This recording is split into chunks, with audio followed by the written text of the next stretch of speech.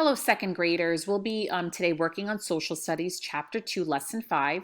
The chapter is called English Takeover of New Amsterdam, and the focus question is, how did New Amsterdam become New York? In the last lesson, we learned that Peter Stuyvesant made many changes to New Amsterdam. Today, we're going to take a closer look at how Peter Stuyvesant became the ruler of New Amsterdam and how the English eventually took over. We're going to be reading this book on the day Peter Stuyvesant sailed into town, and it shows how Peter Stuyvesant took over New Amsterdam and he made it his own. He cleaned it up and he made it a really nice little city.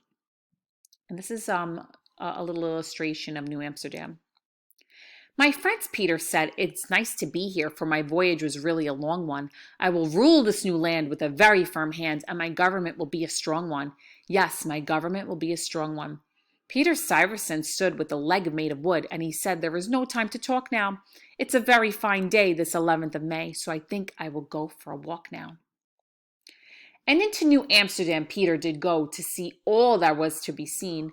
But soon he wore a frown as he walked. He discovered that nothing was clean. The governor slipped in the mud and he said, things are not at all what I expected. I am standing in garbage right up to my knees, and the air has a very bad smell here. Yes, the air has a very bad smell here. So that town is dirty. Let's see what he does to clean it up. But the folks of the town went on smoking their pipes, and they said it is best to ignore him. There will soon come a day he will be on his way like the men who have governed before him. So look, boys and girls, it looks like they don't even care that it's dirty and messy. They don't even want to clean it up. All the houses in towns are in need of repair, Peter shouted. I loudly decry it. This whole dirty place is a total disgrace. Good Dutchman, we must beautify it. From Broadway to Wall Street, all Stuyvesant stressed. With a tap and a step he kept walking, while some chickens and ducks made a nest in his hat, and some geese on the path made a squawkin'. Yes, those geese on the path made a squawkin'. Then a goat from behind, in a manner unkind, gave Peter a push on his seat. A cow licked his nose, and some pigs chewed his toes, as poor Stuyvesant sat in the street. This new world is a mess, Peter cried in distress. These animals need gates and fences. Take these birds to a cage, Peter shouted in rage. Oh, good Dutchman, let's come to our senses. As the voice rocked the ground with a great booming sound, like a sky filled with thunder and lightning, those good Dutchmen did shake. They cried, make no mistake, this man's temper is really quite frightening. So boys and girls, they're afraid of Peter Stuyvesant, so then they decide, you know what, maybe we should listen to him and let's clean up New Amsterdam. While the citizens stood in a trembling group, Peter cried, here is my proclamation. All you men and you maids, get your brooms and your spades. We must work now without hesitation. Yes, let's work now without hesitation. So they put up new buildings, all sturdy and strong, and they cleaned all the rubbish away. From the top of the town to the bay, they mended the fences and paved many streets. They filled up the holes in the walls of the fort, for the colony needed protection, and the people agreed they were clever to heed Peter Stuyvesant's careful direction.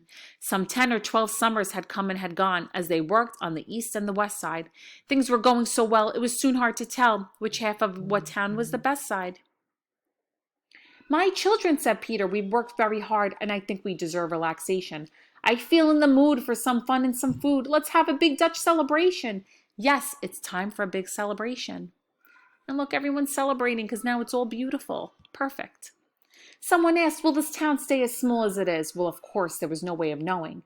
So they danced until evening, all dizzy and gay, and went home as the darkness was growing.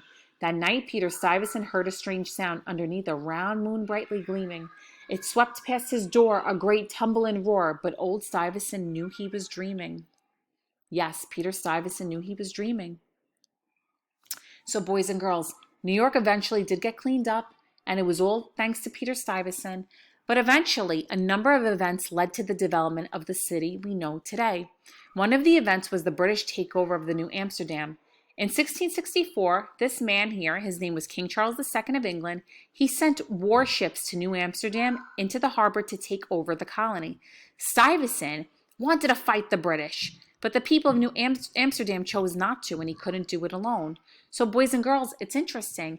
If Peter Stuyvesant would have gotten his way, and he would have been able to take over New Amsterdam and kept it under him, we would have all been speaking Dutch right now. But because King Charles II got his way, and the people, the Dutch, didn't try to take over, we now speak English. So what ended up happening was King Charles II took it over, he made it his own, and then he gave the city as a gift to his brother, the Duke of York. So now the Duke of York owned it, and what did he do? He changed the name of New Amsterdam to New York. Okay, boys and girls, let's get back to our focus question. How did New Amsterdam become New York? So remember what I said? We know that Peter Stuyvesant had the land and it was New Amsterdam, but then King Charles II came and took it over, and then he gave the land to his brother, the Duke of York, and they named it after him, New York. So actually, I'm going to make a sentence starter, and we're going to write exactly what I said. And I want you guys to help me. So let's see. I'm going to think and stop and think. Use my focus question to help me. How did New Amsterdam become New York? New Amsterdam became New York because I'm going to talk about King Charles II. King Charles II took over the land with the British. Okay. So now we know that part. What did he end up doing? He took over the land with the British, and then King Charles II gave the land as a gift to his brother, the Duke of York. The Duke of York then changed the name of New Amsterdam to New York. See that, boys and girls? This is a good answer. Let me read it again and see if it makes sense, okay? New Amsterdam became New York because the King Charles II, not because the king, I'm going to say because king. See, you always have to check your work. New Amsterdam became New York because King Charles II took over the land with the British. King Charles II gave the land as a gift to his brother, the Duke of York. The Duke of York then changed the name of New Amsterdam to New York. Okay, boys and girls, so what I'm going to do is I'm going to erase most of this part, and I'm going to leave my sentence starter right here. New Amsterdam became New York because, and that's what I want you guys to do again, boys and girls. I want you to use the sentence starter, make it your own, and give the answers. Remember, if you don't remember the answer, you can always rewind the video and remember all the facts I told you about Peter Stuyvesant, about King Charles II, and about Duke of York. Thank you so much, boys and girls.